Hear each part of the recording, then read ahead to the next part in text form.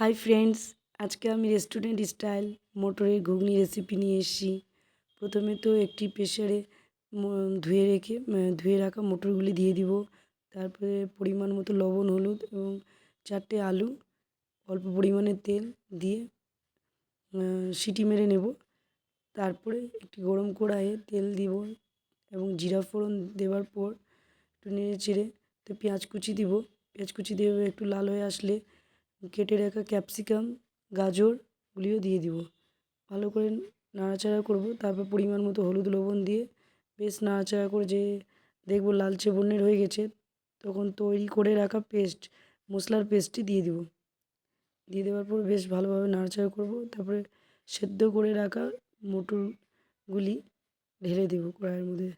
দিয়ে নাড়াচাড়া করব। একটু পরিমাণে সবজি মশলা দেব। দিয়ে দেওয়ার পর বেশ নাড়ানাড়ি করে উপর থেকে পরিবেশনের জন্য ধনেপাতা কুচি ছিটিয়ে দেব। তাতে দেখতেও ভালো লাগে আর ফ্লেভারটাও ভালো আসে।